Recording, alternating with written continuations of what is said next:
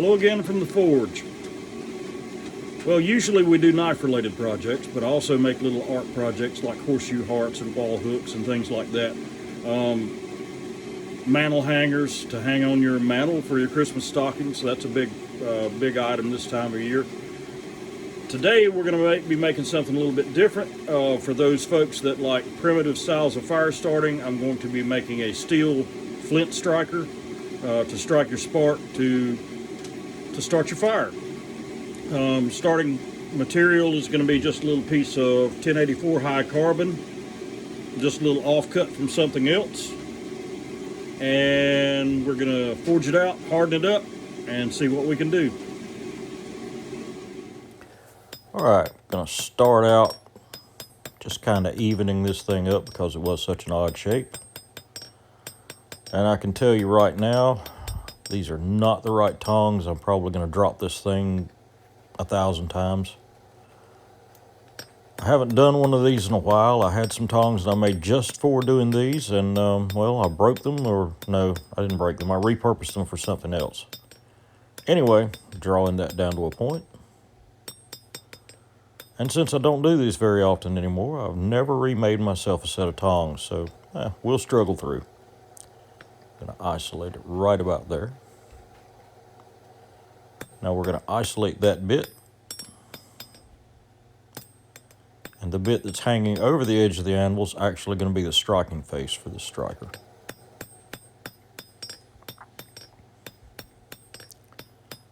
I'm going to isolate it.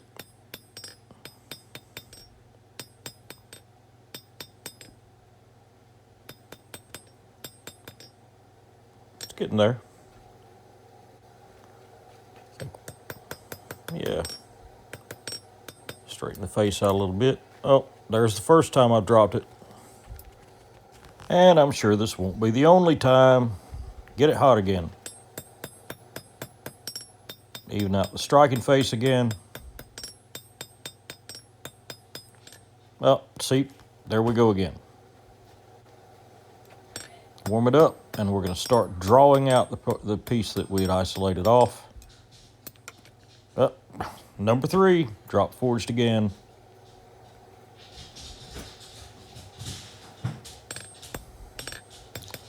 If nothing else, folks, let this be a lesson to you. It's much more difficult to forge something when you don't have proper tongs. Use proper tongs.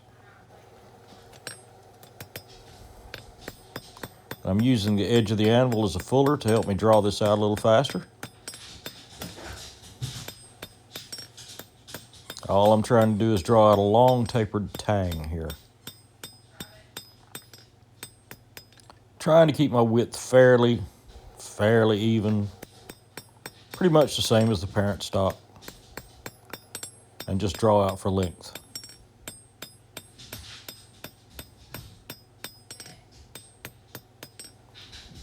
I will make a new pair of tongs before I do another one of these.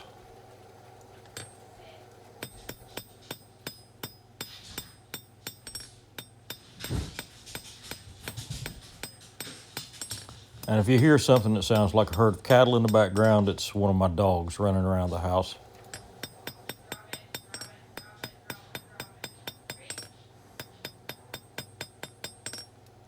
There we go. Finally getting there.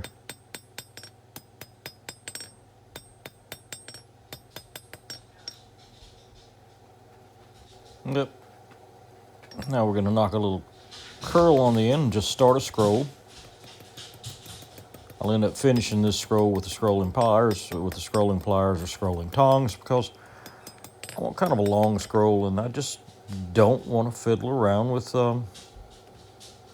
scrolling it with a hammer. But before we do that, we're going to start a bend.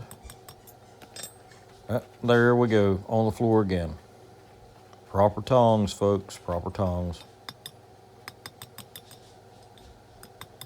And we're going to knock the tang around and make it bend back over the striking face.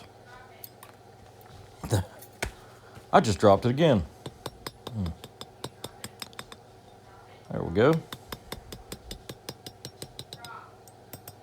That's what I want.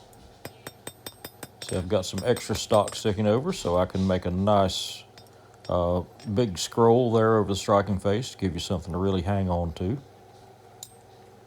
There's our scrolling pliers or scrolling tongs. I'm just going to curl this back. There we go.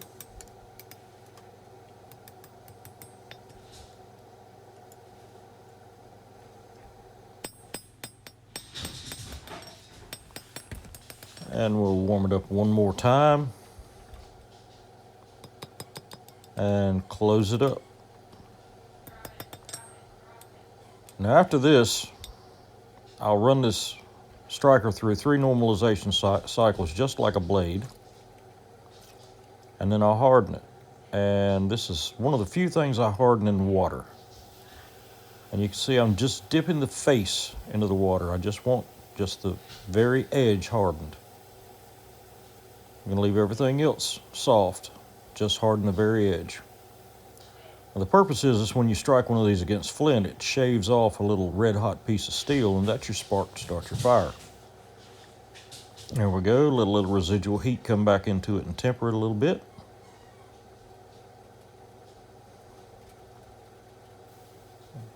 Quench it off a little more before it gets too hot.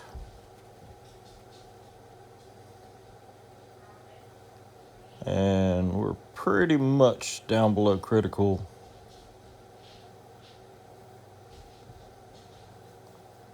Now, so we'll just quench the whole thing off and go give it a little polish up.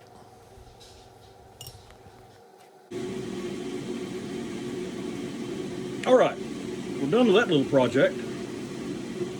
Here it is, finished up. I've polished the edge because a good smooth edge seems to strike a better spark to me. Now, a lot of people would complain and say this is too big, it's too heavy. A lot of people like to carry it on cord around their neck. Well, it might be a little big and a little heavy, but you have plenty to hold on to, so you don't run a chance of smacking your fingers against a sharp flint. And in my opinion, hey, anytime you can avoid a cut when you're out in the field, out in the woods, you're doing good. So there we go. I've started fires with these in the past. I'm not going to bother doing it to demonstrate, but that'll strike a spark on flint with a little char cloth, little dry tinder. You can make a fire just fine. Anyway, thanks for watching. God bless and have a great day.